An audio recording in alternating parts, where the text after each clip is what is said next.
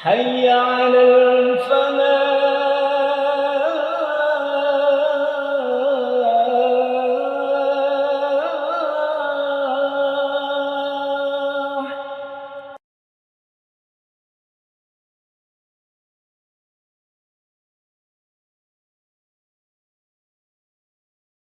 Assalamualaikum warahmatullahi wabarakatuh.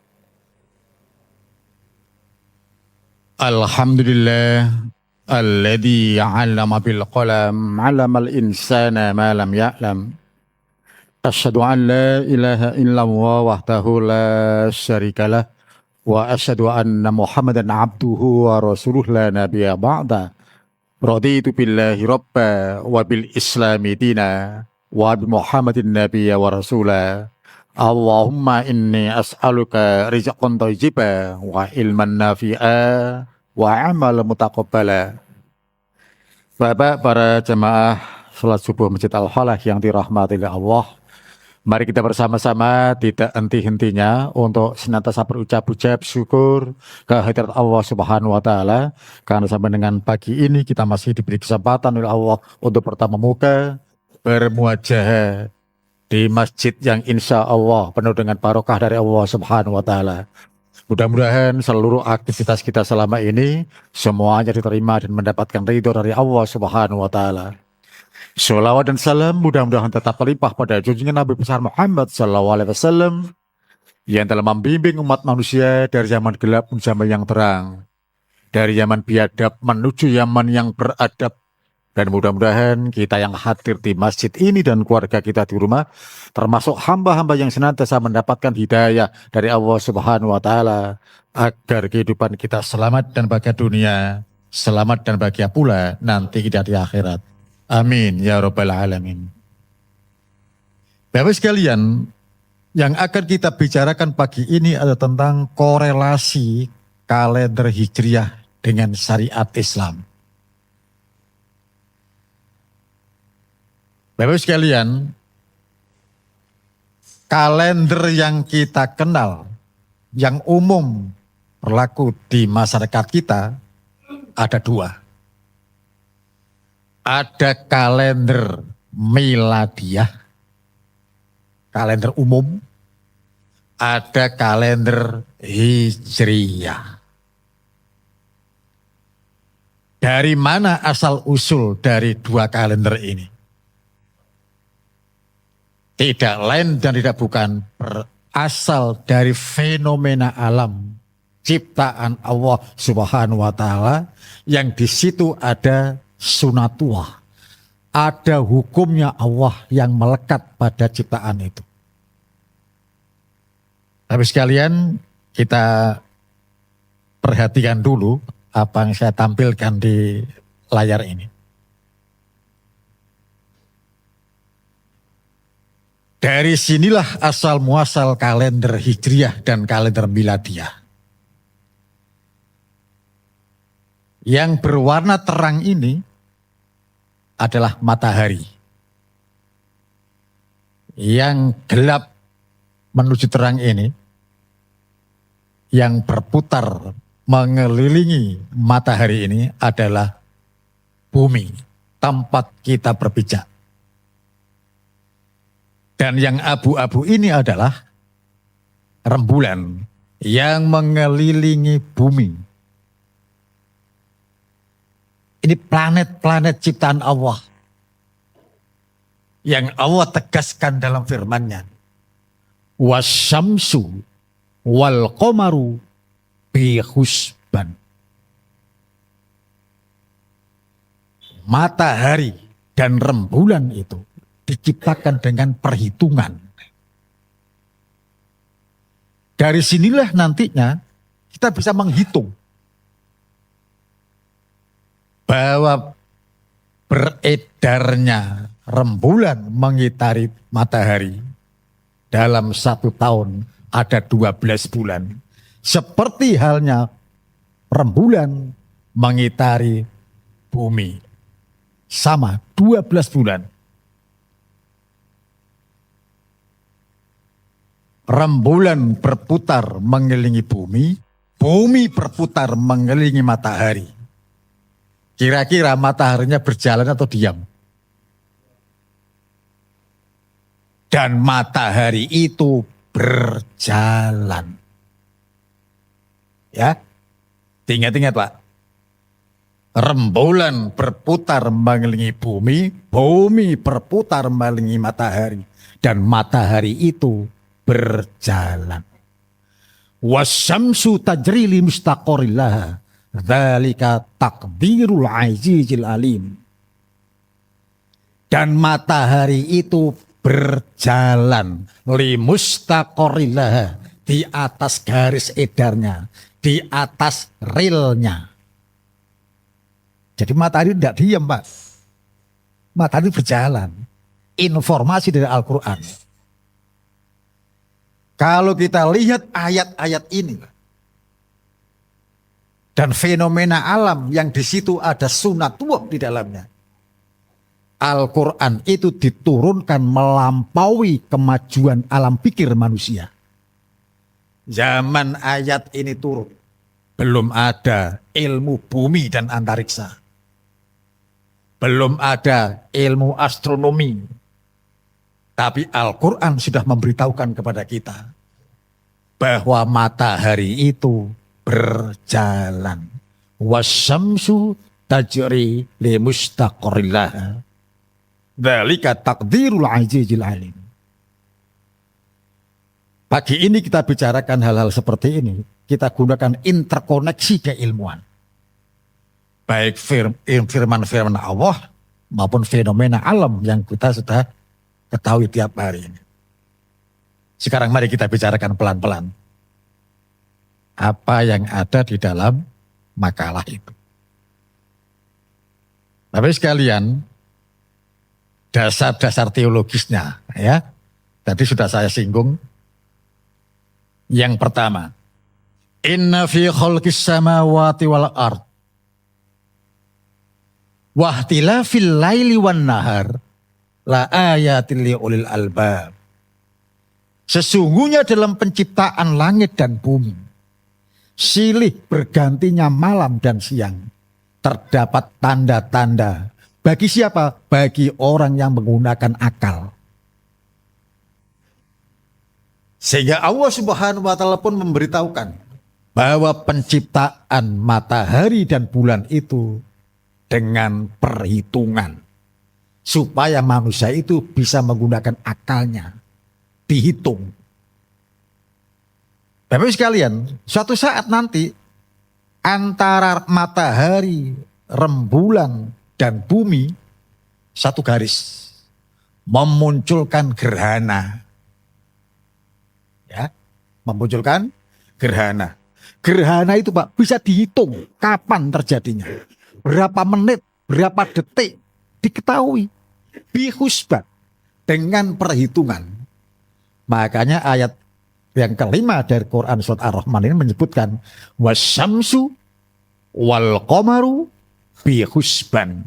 Matahari dan bulan itu beredar menurut perhitungan, bisa dihitung.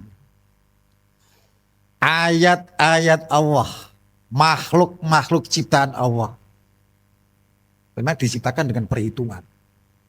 Bayi yang dikandung oleh ibunya menurut perhitungan umumnya berkisar 9 bulan lahir. Iki ono bayi lahir 8 wulan, berarti salah ngitungnya. Ya, salah menghitung itu. Semua pakai perhitungan. Dan wasyamsu tajri li mustaqarrin laha, dzalika taqdirul azizil alim. Dan matahari berjalan di tempat peredarannya.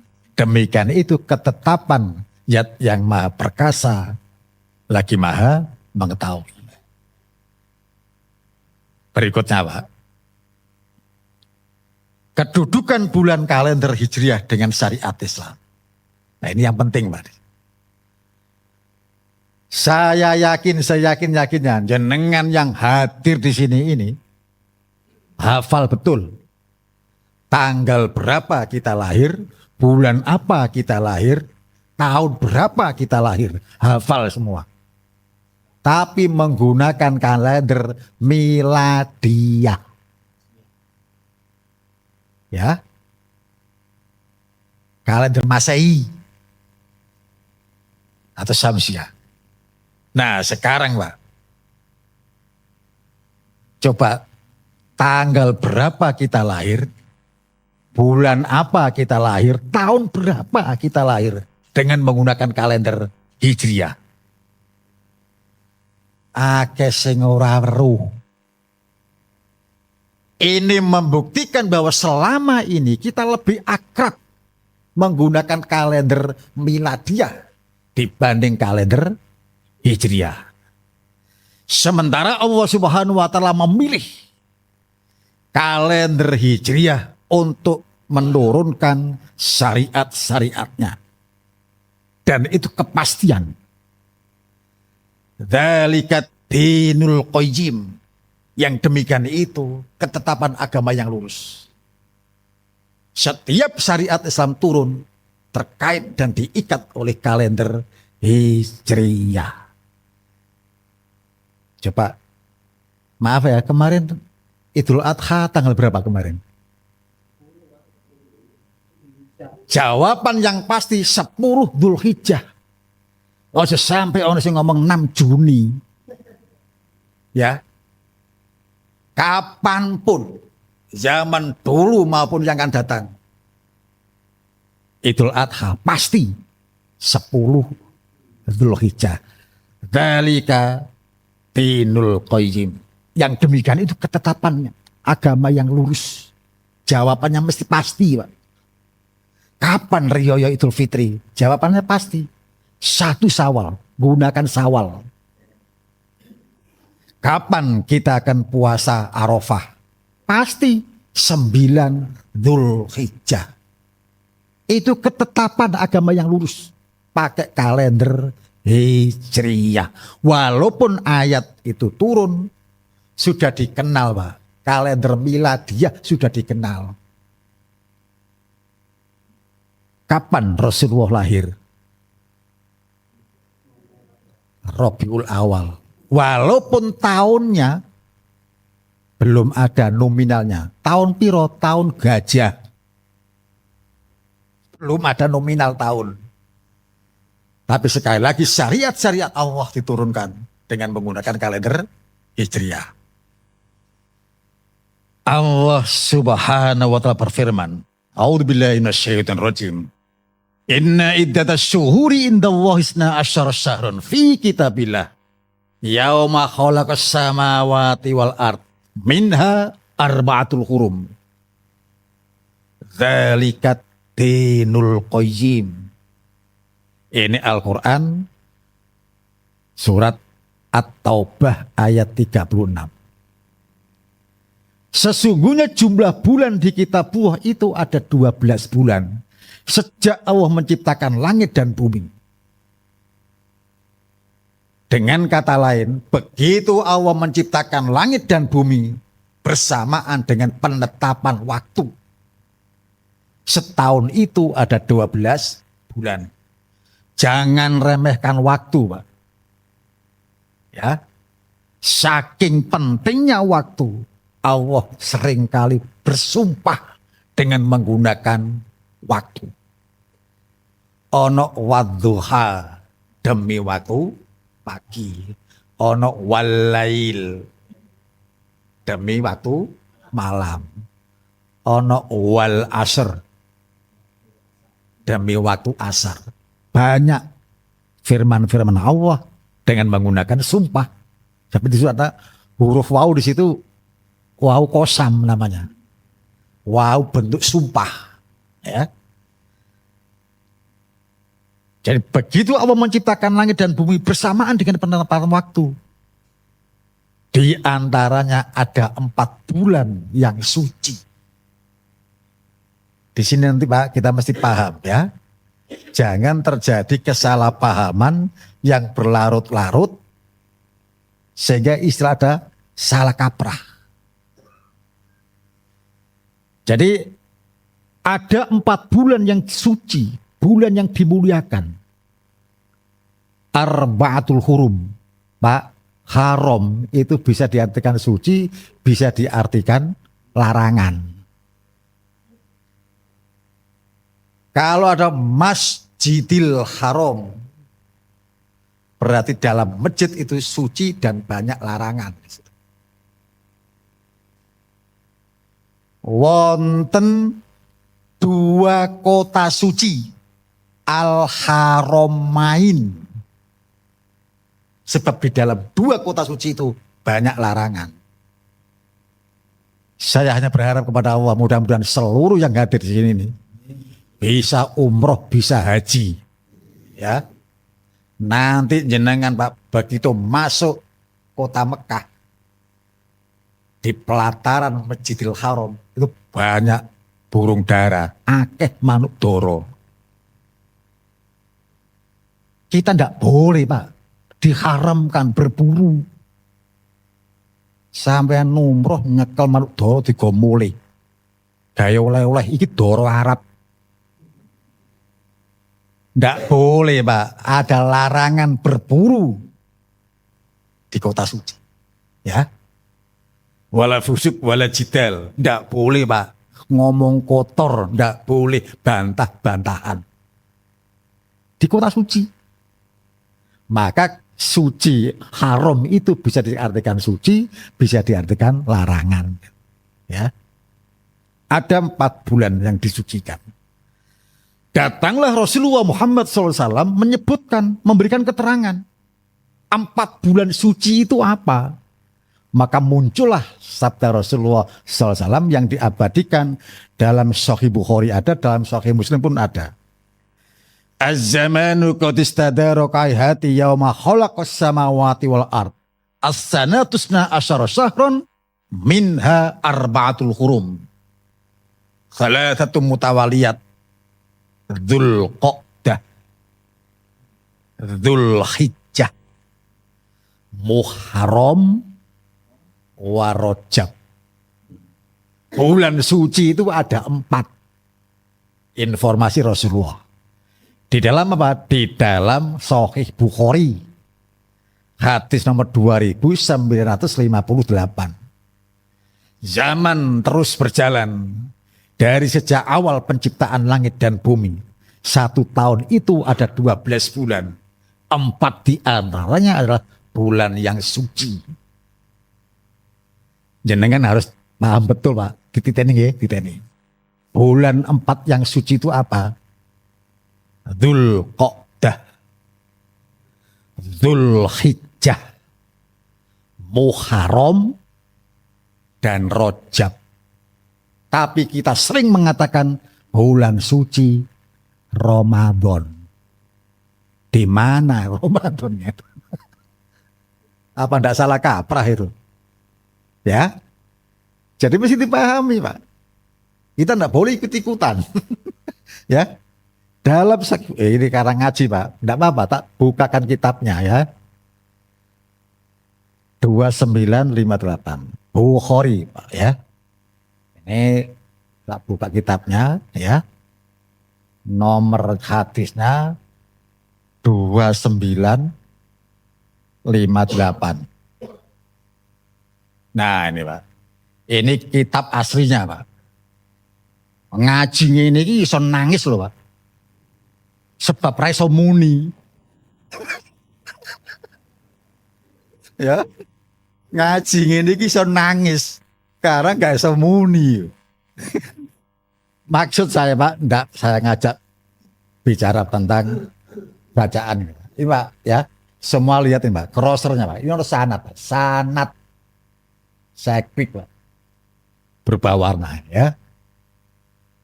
Kita lihat Thariqu riwayah, jalan periwayatan hadis itu. Kita klik. Inilah skema sanad hadisnya. Sahih. Tidak ada kotak yang berwarna merah. Kalau merah Pak, do'if itu.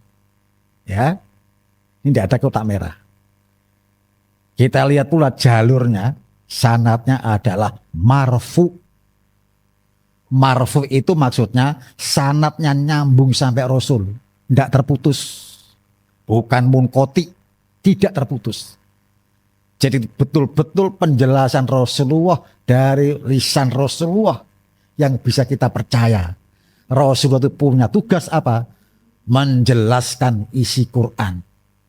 Kalau Al-Quran kemudian mengatakan ada arba'atul hurum, 4 bulan yang disucikan, maka Rasul menjelaskan 4 bulan suci itu adalah Dzulqa'dah, Dzulhijjah, Muharram, dan Rajab.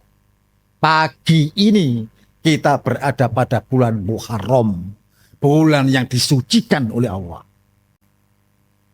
Kita sambut dengan banyak-banyak amal solih di dalamnya. Mudah-mudahan Allah meridhoi semua aktivitas kita. Amin ya rabbal alamin. Kita lanjutkan Pak ya. Kita lanjutkan. Jadi ngaji kita pagi ini tentang 4 bulan suci itu ada 4 ini ya. Mana saya bisa ngomong bulan suci Ramadan. Dari mana dalilnya suci Ramadan? Ya, bisa dibantah itu, ya. Ramadan memang bulan yang karim, yang dimuliakan karena kontennya. Itu nanti kita bahas berikutnya aja ya. Kita lanjut. Tapi sekalian, ini nama-nama bulan. Ya. Ini kasih nggak hafal. Ono Muharram, ono Safar, Rabiul Awal, Rabiul Akhir, Jumadil Awal, Jumadil Akhir, mari Rejab, ngomong ruah, mari Rejab ruah, mari Rejab Sakban, mari Sakban Ramadan, mari Ramadan Syawal, habis Syawal Dzulqa'dah, habis Dzulqa'dah Dzulhijjah, habis itu balik kembali lagi, 12 bulan.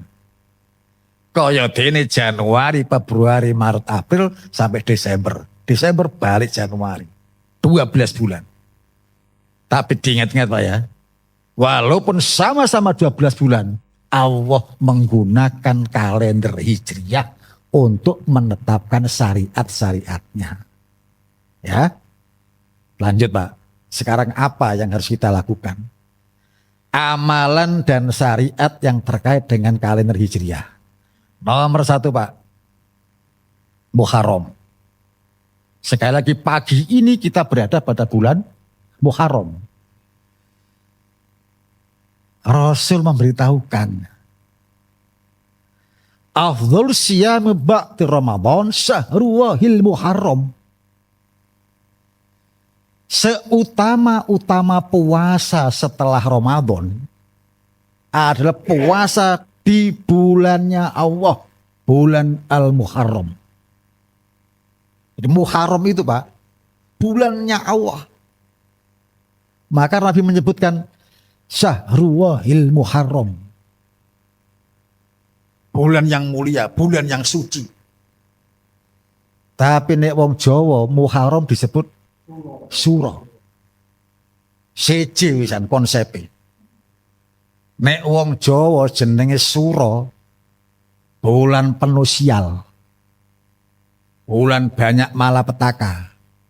Hati-hati loh ya, iki tanggal 1 suro.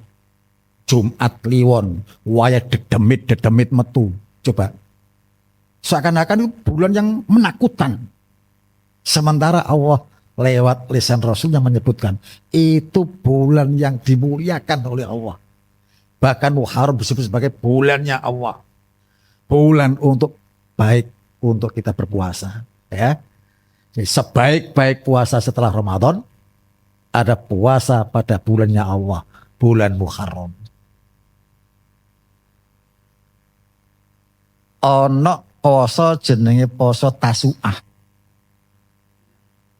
Tasu'ah itu dari kata tis'ah. Tis'ah itu artinya 9. Jadi jenengan Pak, tanggal 9 Muharram puasa Pak. Ya karena tis'ah itu 9, maka puasanya disebut dengan puasa Tasu'ah. Ini merupakan puasa yang dicita-citakan Rasulullah untuk melaksanakan. Walaupun Rasulullah sendiri belum pernah melaksanakan. Hadisnya ada Pak ya. Rasul menyebutkan, "Faidza kana al-amul muqbil sumna yaumat tasi." Falam ya'tiyal muqbil hatta tuwafiya Rasulullah sallallahu alaihi wasallam. Rasul ngendikan, diabadikan dalam Sahih Muslim ada, Sunan Abu Daud juga ada, seperti yang tadi itu ya. Hadis ini sahih. Rasul menyatakan, kalau tahun depan kita masih menjumpainya, maksudnya menjumpai Muharram tahun depan, maka kita akan berpuasa tanggal 9. Ini cita-cita Rasulullah, maksud Rasulullah. Namun sangat disayangkan, belum sampai tahun depan datang, Rasulullah SAW wafat. Dari hadis inilah ada dua kelompok besar umat Islam. Ono sing gak gelem poso, ono sing poso. Sing gak gelem poso alasannya ngeten. Nabi lho ora tau poso tasu'a. Iku kan gak cita-citae. Nabi gak tau ngekei contoh. Wong iki gak gelem poso. Alasannya Nabi belum pernah puasa. Yang satunya ndak, tetap puasa. Dengan puasa itu kita mewujudkan amalan yang dicita-citakan Rasulullah. Dua kelompok besar. Secara pribadi Pak, kalau saya tetap puasa. Mewujudkan apa yang dicita-citakan Rasulullah SAW. Sing gak gelem poso, iku sing ngeyel. Iku ngono cita-cita sing gak terkabul. Ya. Nah, jadi ini mesti dipahami, jika ada dua perbedaan pendapat itu hal yang wajar. Wis, kita mau yang mana? Yang melanjutkan, mewujudkan cita-cita Rasul atau hanya berkisar berkutat pada Rasul tidak sampai melaksanakan. Berikutnya Pak. Ono poso Asyura. Puasa Asyura itu Pak, puasa tanda syukur kepada Allah. Siapa yang mengajarkan? Yang mengajarkan adalah Nabi Musa alaihissalam. Jadi risalah puasa Asyura itu hakikatnya pelajaran syariatnya Nabi Musa. Pada saat Fir'aun dengan bala tentaranya mengejar-ngejar Musa, Allah Subhanahu wa Ta'ala kemudian menenggelamkan Fir'aun bersama bala tentaranya di Laut Merah. Itu terjadi pada tanggal 10 Muharram. Ya. Dari situlah kemudian Nabi Musa bersyukur kepada Allah. Setiap tanggal 10 Muharram Nabi Musa puasa. Tanda syukur kepada Allah. Kalau kita tanda syukur, makan-makan, syukuran, banjaan. Tapi kalau Nabi Musa, puasa tanda syukur itu. Kalau umat Islam, tanda syukur, makan-makan. Memang ada dua Pak, ada dua bentuk syukur dengan makan-makan dalam syariat Islam itu ada dua. Ya, contohnya apa? Dua itu apa? Nomor satu, walimatul urus. Ono wong nikah, pagine, bengine, mangan-mangan. Walimatul urus. Dan itu sunnah. Ya. Tanda syukur sebab setelah nikah. Nomor loro, ada walimatul aqiqah. Menyembelih kambing, tanda syukur sebab ada bayi yang dilahirkan dengan selamat. Itu juga sunnah. Tanda syukur dengan makan-makan. Saking senengnya mangan. Ya saking senengnya mangan. Kadang-kadang setiap ada ada kenikmatan datang, mangan-mangan, syukuran dengan cara makan-makan. Mongko wonten istilah walimatul khitan. Iku tekondi. Ya. Pak, syariat Islam hanya dua tadi itu. Walimatul urus dan walimatul akikah. Saiki ana walimatul khitan. Lunga kaji walimatus safar. Wah. Hati-hati Pak ya. Jadi ini harus paham. Ya, harus paham. Di mana budaya dan di mana syariat itu. Harus tahu. Sampean lunga kaji Pak. Ora syukuran dalam bentuk makan-makan, dirasani wong akeh sampean. Mesti dirasani wong akeh. Ya. Iku budal ngaji bludes ya. Sluman-slumun budal selamat mulus selamat. Ora ono syukurane. Wah, gitu ya. Dirasan-rasan tadi itu dosa. Nah, itu adat Pak ya. Jadi kita harus mendudukkan mana adat, mana syariat ya.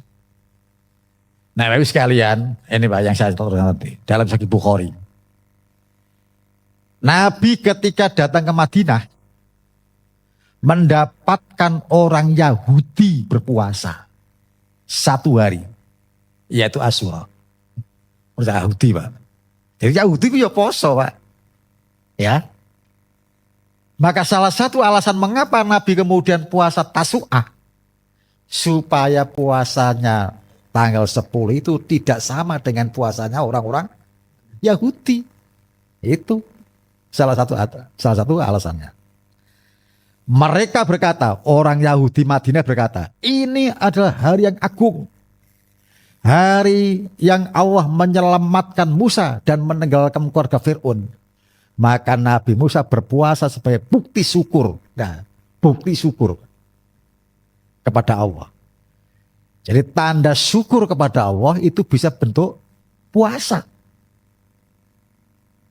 Jenengan Pak bisa aja menggunakan puasa tambah bukti syukur.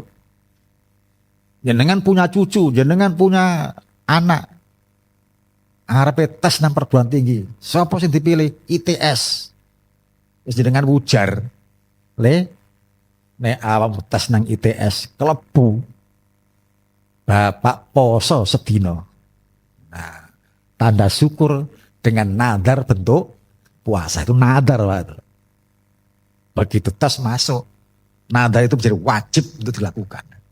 Ya. Lanjut. Sekarang Rajab. Amalan di bulan Rajab. Rajab itu bahasa Arab mempunyai arti mengagungkan atau memuliakan, menghormati. Ya. Dalam syariat Islam bulan Rajab adalah bulan yang dipercaya sebagai waktu untuk meningkatkan ibadah, refleksi dan pendekatan diri kepada Allah Subhanahu wa taala. Terdapat riwayat hadis dari Anas bin Malik yang berkata Nabi Muhammad apabila memasuki bulan Rajab beliau berdoa, Allahumma barik lana fi Rajab wa Sya'ban wa barik lana fi Ramadan. Ini Pak ada pada Musnad Ahmad hadis nomor 2228. Ya. Mengapa bulan Rajab itu kemudian diberkahi? Kita harus tahu Pak. Ada apa di bulan Rajab itu?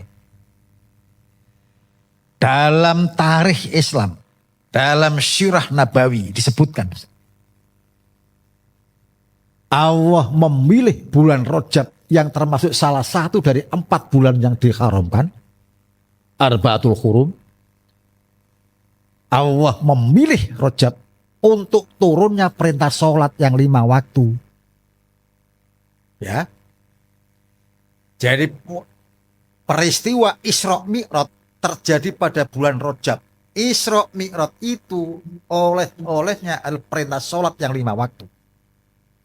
Allah memilih bulan Rajab untuk turunnya perintah itu. Dan setiap tempat, setiap waktu yang terkait dengan sholat, maka waktu dan tempat itu diberkahi oleh Allah. Ini karena poin ini penting Pak ya. Ini poin penting. Saya ulangi lagi. Setiap tempat dan setiap waktu yang ada hubungannya dengan sholat, maka waktu dan tempat itu diberkahi oleh Allah. Penuh dengan keberkahan. Rojab diberkahi karena di dalam bulan Rojab itu turun perintah sholat. Karena sholat itu turunnya di bulan Rojab, maka Rojab diberkahi oleh Allah. Rumah-rumah tempat tinggal kita yang banyak kita gunakan menghabiskan umur, jika di dalam rumah itu kita gunakan untuk berinteraksi dengan Allah, dengan wujud menegakkan sholat di dalamnya, insya Allah rumah jenengan pun akan diberkahi oleh Allah.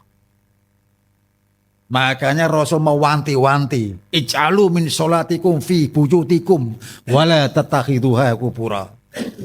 Tegakkan sebagian sholat-sholatmu di rumahmu masing-masing. Wala takhidu wala tatakhidu wala ij'alu min sholatikum fi buyutikum wala takhidu kubura. Jadi nanti Pak, jangan jadikan rumah kita seperti kuburan. Tegakkan sholat di dalamnya.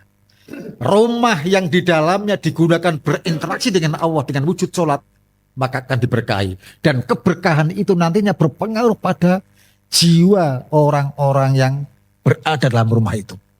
Begitu kita masuk rumah, adem, tentrem, tenang, ya, kerasan, betah di rumah. Dalam bahasa agama, sakinah. Ada ketenangan dalam rumah itu. Berhati-hatilah jika kita punya anak tidak betah di rumah. Nah warung, orang mulai-mulai. Hati-hati Pak. Engko alasane enak nang warung sebab ono wifi nih.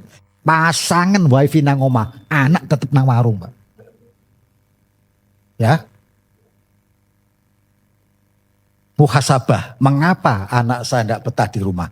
Bisa jadi rumah jenengan jarang dilaksanakan, jarang ditegakkan, sholat-sholat sunnah di dalamnya. Lebih berhati-hati Pak, jika kita punya istri, tidak betah di rumah. Reoni. Ya, hati-hati. Bisa jadi, ini muhasabah Pak, bisa jadi rumah kita jarang ditegakkan sholat dalamnya. Gitu ya. Nah, Bapak sekalian, berikutnya. Masih dalam teks hadis itu. Wa Sya'ban.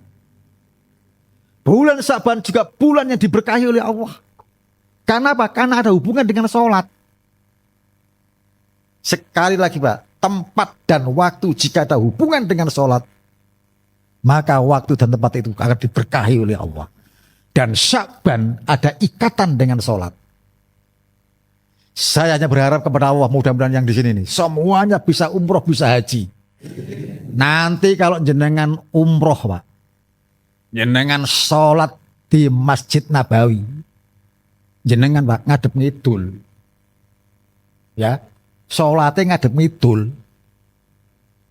Karena apa? Karena kalau di sini Madinah, Mekah itu di selatan.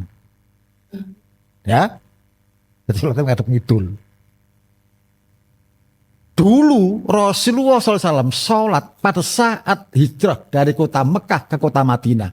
Sholatnya ngadep ngalor. Menghadap ke utara Pak. Sebab kiblatnya Masjidil Aqsa di Palestina. Jika di sini Madinah, Palestina di utara. Ngadep ngalor Pak. Itu selama 16 bulan. Begitu hijrah dari kota Mekah ke kota Yasrib, yang kita kenal dengan Madinah sekarang, 16 bulan Rasulullah sholat menghadap ke utara. Suatu saat Rasulullah sholat di masjid, pagi hari, munfarid, Munfarid itu sendiri, ya, tidak berjamaah. Sholat di masjid. Ahli tafsir hadis berbeda pendapat. Ada mengatakan lagi sholat duha sebab pagi hari. Ada mengatakan lagi sholat tahiyatul masjid sebab di masjid menghadap ke utara. Karena di masjid banyak orang lihat.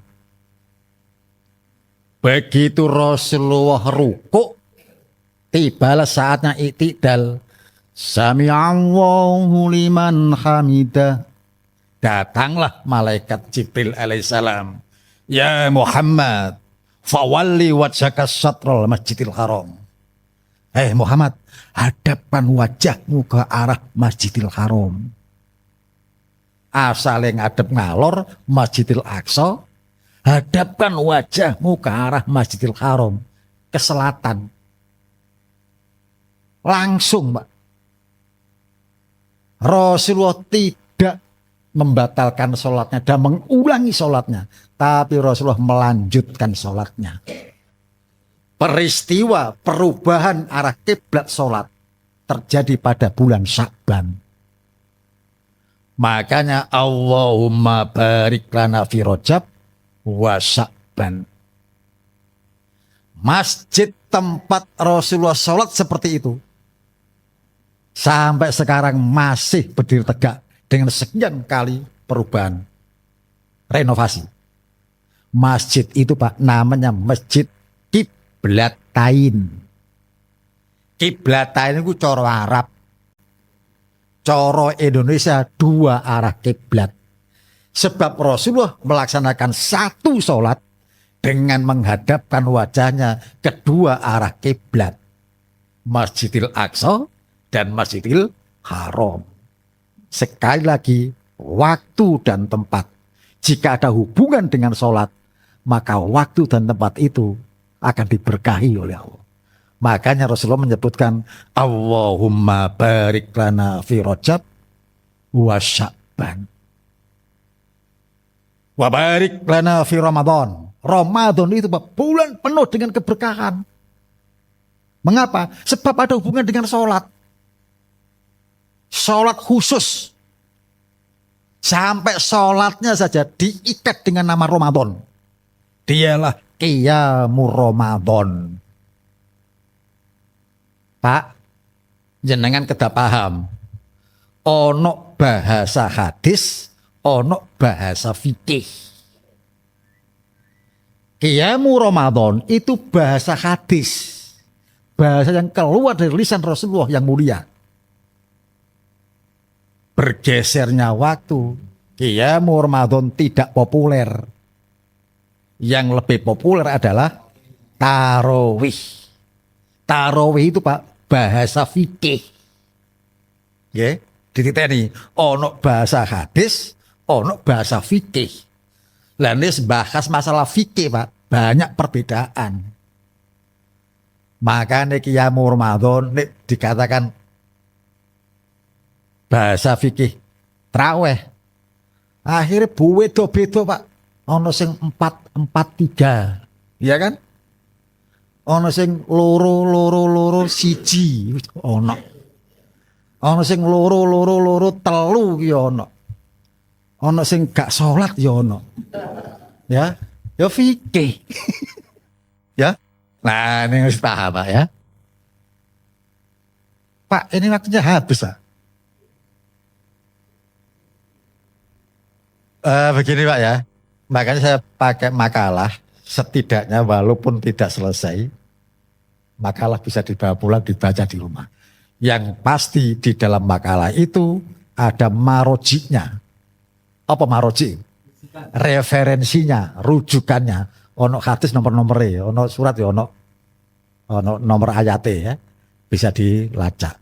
Dan yang saya gunakan supaya tidak terjadi kesalahpahaman, yang saya gunakan adalah Kutubutis ini. Jadi nomor-nomornya ada di sini, Pak, ya. Ya. Jadi ini ada nomor hadis. Nah, setiap kitab kadang-kadang nomornya bisa berbeda. Tapi dapat dipastikan isinya sama, ya. Saya cukup yang dapat saya sampaikan pagi ini. Insya Allah suatu saat kita bertemu kembali jika Allah Subhanahu wa taala mengizinkan untuk kita bertemu. Dan maaf ya, nanti kalau jenengan ada flyer, ada pengumuman ngaji nih sopo Imam Saukani sampean sangu, Pak. Sangu luru. Nomor 1 sangu kacamata. Nomor 2 sangu pulpen. Nah, nanti saya bawakan makalahnya. Bek-bek wonten ayat yang tidak tercantum dalam makalah itu, jenengan bisa mencatat surat opo ayat piro. Lah ngoten lho. Iku jenenge ngaji, ya. Saya bikin makalah, harapan saya menghidupkan budaya literasi, ya. Mudah-mudahan Allah Subhanahu wa taala meridhoi semua aktivitas kita. Amin ya rabbal alamin. Kita akhiri pertemuan kita dengan doa bubar majelis. Subhanakallahumma wa bihamdika asyhadu an la ilaha illa anta astaghfiruka wa atubu ilaik. Wassalamualaikum warahmatullahi wabarakatuh.